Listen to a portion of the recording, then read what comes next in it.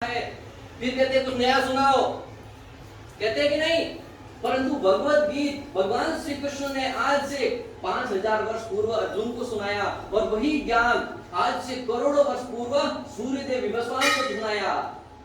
तब से लेके आज वही ज्ञान आज हम सबको सुनाई दे रहे हैं, परंतु वो ज्ञान आज भी नवीन बना हुआ है, वो है भगवत गीता। भगवान श्री कृष्ण ने अर्जुन को सुनाया हुआ है भगवत ज्ञान। उसका वास्तविक नाम क्या है पता है? भगवत गीत। भगवान ने सुनाया हुआ, जब उसका अपभ्रम किया जाता है उसको सुनाया जाता है भगवत गीता। और भगवत गीता किसे सुननी चाहिए? किस व्यक्ति को सुननी चाहिए? इंसान को, परंतु बच्चे को, बूढ़े को, वृद्ध को, नौजवान को, किसको सुननी चाहिए? सबको सुननी चाहिए। क्यों?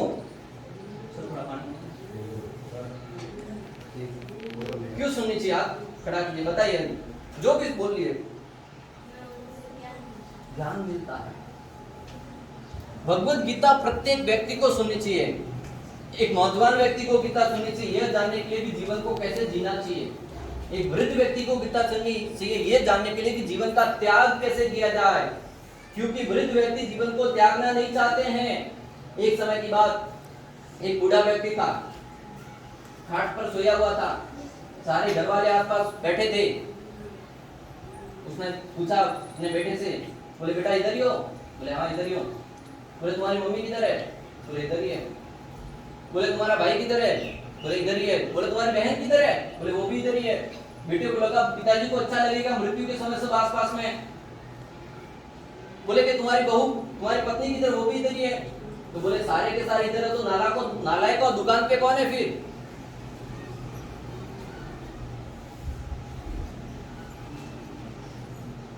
कहने का अर्थ यह है कि व्यक्ति अंतिम समय तक धन में जी लगा रहता है। तो हमें भगवत गीता सुननी चाहिए। जीवन को कैसे त्यागना चाहिए ये भी एक कला है। एक व्यक्ति था जीवन के अंतिम समय में मृत्यु की शैया पर लेटा हुआ था। स्टोरी सुनना चाहेंगे? 2 मिनट की खाली स्टोरी। आप सबको अच्छी लगती है? मृत्यु की शैया पर लेटा हुआ था, ठीक है? आप सबने किसी को देखा हुआ है मृत्यु की शैया पर लेटा हुआ है, सारे घर वाले सेवा कर रहे हैं, अंतिम शरण में रहता है, प्रतीक्षा करते हैं कि भगवान की कभी उठा ले। अभी कुछ समय पहले ही मैं देख रहा था, महाराज को पूछ रहे बुला के, बोले कि हमारी माजिया की मृत्यु कब होगी? महाराज बोले 2 बजे कल हो जाएगी। फिर घर वाले बोलते 2 भी बज के गए, 3 भी बज के गए, अभी तक नहीं उठा लिया। वो तो भगवान के हाथ में है। तो घर वाले परेशान हो जाते हैं। उस व्यक्ति की मृत्यु होने वाली थी, सारे घर वाले बैठे हुए थे। तब एकाएक उन्होंने 2 शब्द कहे। क्या कहा? गा जा। क्या कहा? गा जा। इससे कुछ समझ में आया? क्या शब्द कहे होंगे? क्या अर्थ क्या इसका गा जा का? कुछ समझ में आया? कौन बताएगा? कुछ समझ में आया? आप शायद ज्यादा बुद्धिमान हो, मेरे को तो कुछ समझ में नहीं आया। गा जा क्या अर्थ निकल के आता है इसका? नहीं? किसी को कोई पता है तो हाथ खड़ा कीजिए, फिर बाद में बोलना मत कि मेरे को पता था। उसके घर वालों को कुछ समझ में नहीं आया और उसने प्राण त्याग दिए। आजू बाजू में बैठे फुकट की सलाह देने वाले बहुत मिल जाते भारत में विशेष रूप से। उन्होंने कहा कि अंतिम समय में प्राण कुछ समय तक रहते हैं। शब्द बोलने वाले बोले करोड़ों रुपया देकर मशीन लाइए। वो कुछ शब्द, शायद पिताजी बहुत धनवान है, शांति से सुनिए इधर। बोले कि शायद खजाना कहीं छिपाया उसके बारे में बोलना चाहते हो। बोले कि धन बहुत है, कहीं ने भी खजाना छुपाया हो उसके बारे में बोलना चाहते होंगे। तो मशीन लाई गई 2 करोड़ रुपया देकर। 2 करोड़ में जीरो कितने लगते वही नहीं पता, इतना सारा धन खर्च करके लाया गया। पिताजी को मशीन लगाई गई। पिताजी कुछ शब्द बोलना चाह रहे थे, बोला क्या बोला पता है? गाय झाड़ू खा रही थी। क्या कहा? अरे बूढ़े, गाय झाड़ू खा रही थी, खाने देता, राम का नाम लिया होता, कृष्ण का नाम लिया होता, जीवन सुधर जाता। मैं आपको क्यों बताना चाहता हूँ? क्योंकि बुढ़ापे में समय में भी हमारी चेतना है वो धन में लगी रहेगी, झाड़ू में अटकी रहेगी। इसीलिए जीवन भर जब हम धन के पीछे भागते रहेंगे तो अंतिम समय में प्राण त्यागते समय भी हमारा मन है, हमारी चेतना है वो धन में लगा रहेगा। इसलिए भगवत गीता को वृद्ध व्यक्ति को पढ़नी चाहिए, जीवन को त्याग कैसे करना है। तो एक नौजवान व्यक्ति को गीता पढ़नी चाहिए, जीवन को कैसे जीना है। क्योंकि आज के युवा लोग जानते नहीं जीवन को कैसे जीना है। अपने जीवन, अमूल्य जीवन को बर्बाद कर रहे हैं। नशे की वस्तुओं का पान करके, जहरीली वस्तुओं का सेवन करके, गलत संग का सदुपयोग करके अनेक प्रकार से जीवन को बर्बाद कर रहे हैं। जब हम भगवत गीता को पढ़ते हैं तो हम सही संग का चुनाव करते हैं। अर्जुन भगवत गीता के प्रथम अध्याय में भगवान श्री कृष्ण को कहता है कि मैं युद्ध नहीं करूंगा, मेरा शरीर है वो कंपायमान हो रहा है, मेरा मुख है वो सुखा जा रहा है, मेरा गांडीव मेरे हाथ से सरक रहा है, मेरा शरीर मेरा साथ नहीं दे रहा है, मैं वन में जाकर तपस्या कर लूंगा परंतु मैं युद्ध नहीं करूंगा। तब भगवान श्री कृष्ण अर्जुन को कहते तुम्हारे अंदर ये कायरता आई कहां से? तब अर्जुन दूसरे अध्याय के 7वें श्लोक में जाकर भगवान श्री कृष्ण की शरणागति स्वीकार करते हुए कहते हैं कार्पण्य दोषो वह स्वभाव प्रचामि त्वाम धर्म समुद्धचेतः यस्य शात निश्चितं रुहितं मे शिष्यस्ते अहं साधिमां त्वाम प्रपन्नम।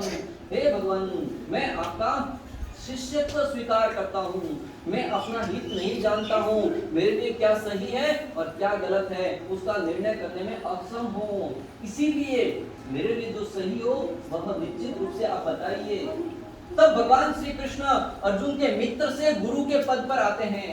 वसुदेव सुतं देवं कंससानूरमर्दनं देवकी परमानंदं कृष्णं वंदे जगद्गुरु, कृष्णं वंदे जगद्गुरु। फिर पूरी की पूरी भगवत गीता सुनने के बाद 18वें अध्याय में जाकर अर्जुन क्या कहते हैं?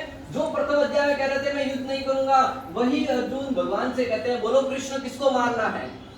ये शक्ति कहां से आई? ये सामर्थ्य कहां से आया? भगवत गीता से। अब सब के अंदर आलस्य है, वो सब निकल जाएगा जब भगवत गीता को। प्रत्येक शिशु में वह सामर्थ्य है, प्रत्येक व्यक्ति में वह शक्ति है, प्रत्येक बालक में वो शक्ति है कि वो जीवन में इतने महाकाय कार्य कर सके कि वो नाम अमर कर ले। आवश्यकता है तो हमें अपने शक्ति को जानना है। हनुमान जी को पता था कि वो समुद्र को लांघ सकते हैं, आवश्यकता थी तो उनकी शक्ति का स्मरण दिलाने की। उसी भांति आप में से बैठा हुआ प्रत्येक शिशु में इतनी महाकाय शक्ति है कि आप खांडादेवल नाम का रोशन कर सकते हैं, संपूर्ण विश्व में खांडादेवल नाम का डंका बजा सकते हैं। आवश्यकता है तो आपको मात्र अपनी शक्ति को जानने की, और बस शक्ति आपको स्मरण दिलाएगी भगवत गीता से। इसलिए प्रतिदिन एक श्लोक को पढ़िए, उस श्लोक को समझने का प्रयास कीजिए।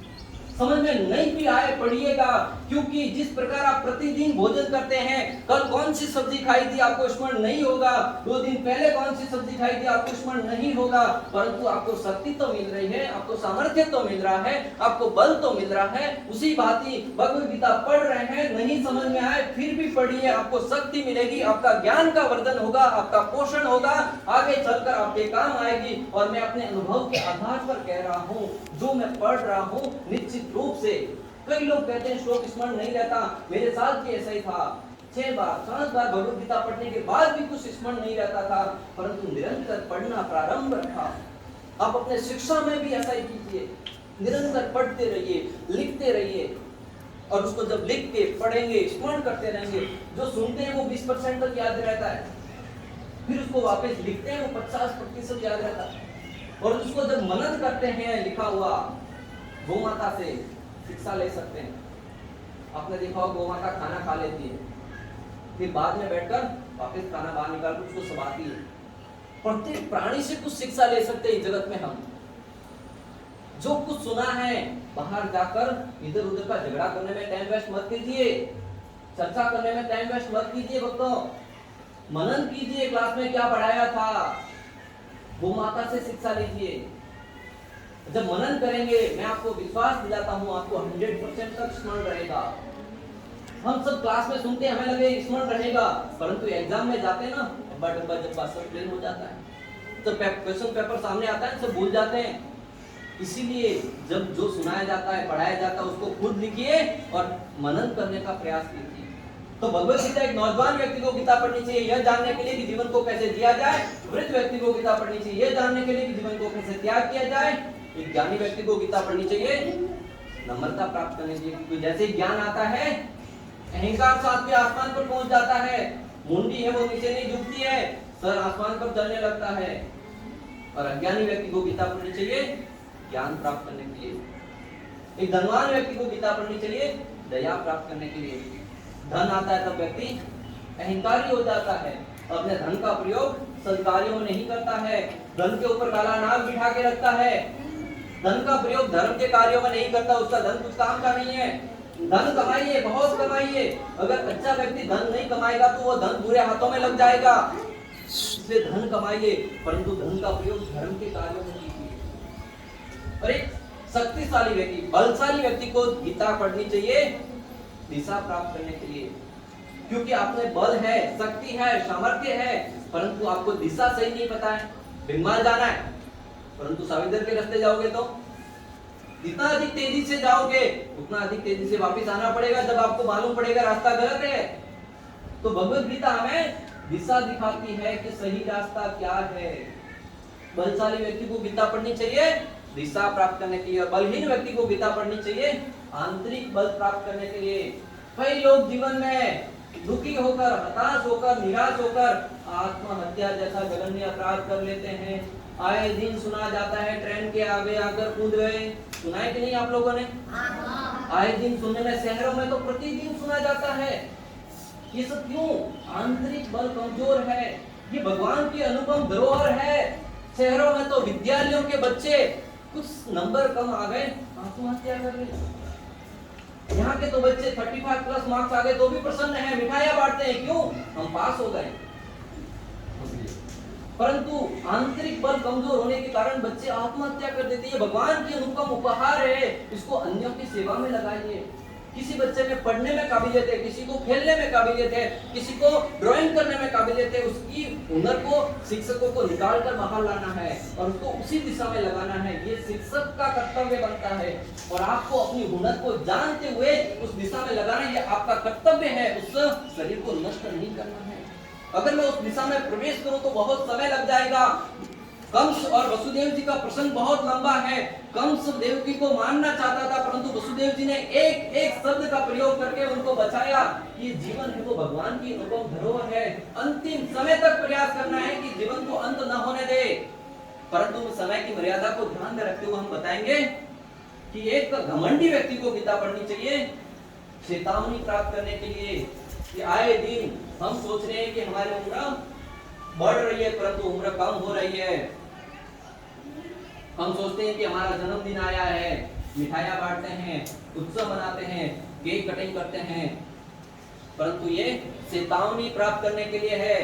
प्रतिदिन आयु कम हो रही है और भागवतम में स्पष्ट रूप से लिखा है अक्षुद्रव्याम व्याधिचैव संत प्रसंत संचिंत्या 30 वर्षाणि परम आयु कलोत्रिणाम। कलयुग के अंत में व्यक्ति की आयु 30 वर्षाणि 20 से 30 वर्ष रह जाएगी।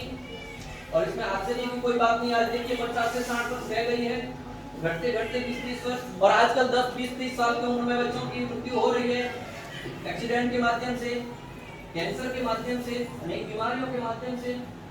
तो एक पल बहुत कीमती है, इसको सही कार्यों में प्रयोग कीजिए। और एक नम्र व्यक्ति को गीता पढ़नी चाहिए मोक्ष प्राप्ति के लिए। संकालु व्यक्ति को गीता पढ़नी चाहिए शांति प्राप्त करने के लिए।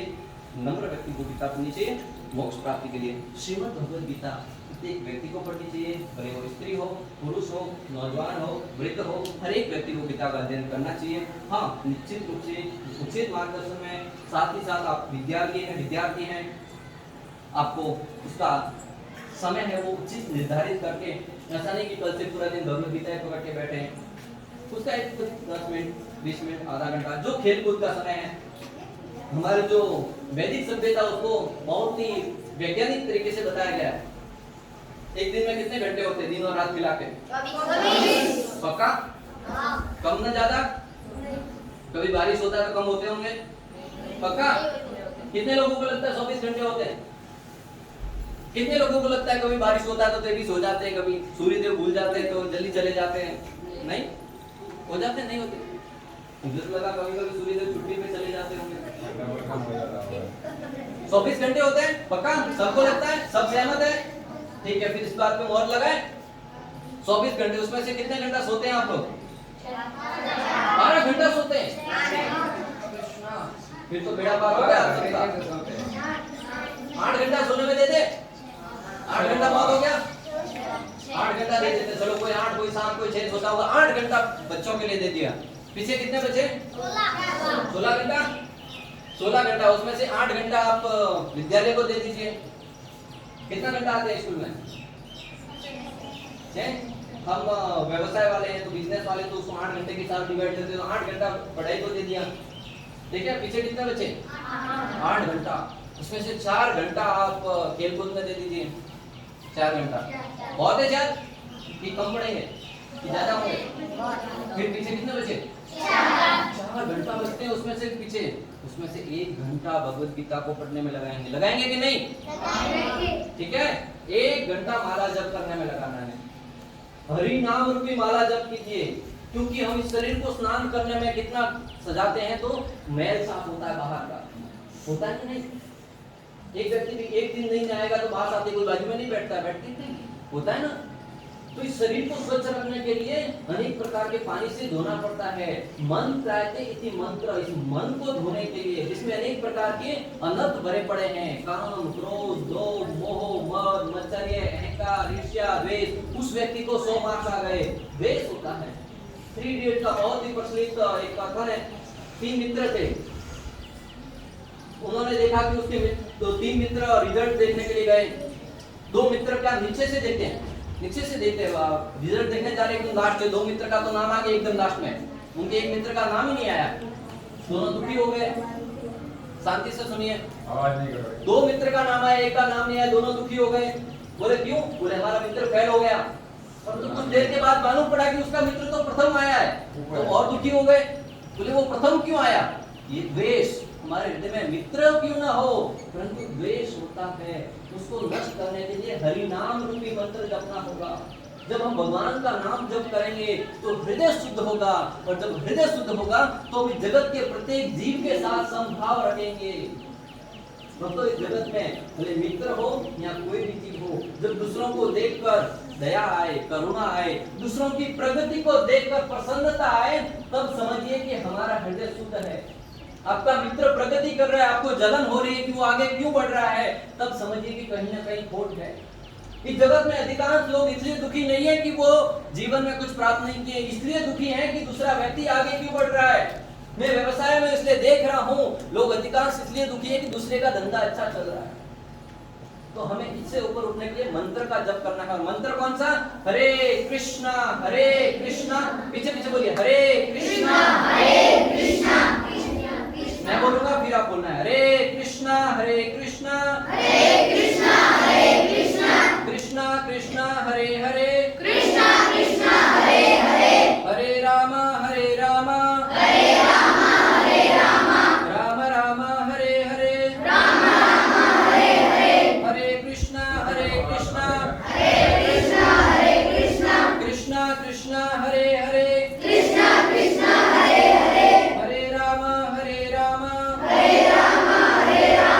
राम राम हरे हरे, हरे कृष्णा कृष्णा कृष्णा हरे हरे, हरे राम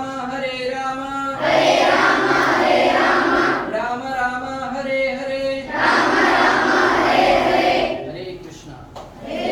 तो इस मंत्र को जब निरंतर जपेंगे तब हमारा हृदय शुद्ध होगा। अब फिर भी पीछे 1-2 घंटा बच रहे हैं, उसका प्रयोग कहाँ करना है, दूसरों की सेवा करना है, वो आप नीचे कर लीजिए। आपको स्वतंत्र देते हैं, पूरा मैं उपयोग नहीं करूंगा। आपको कुछ घंटे दे देता हूँ जहाँ आपको मम्मी पापा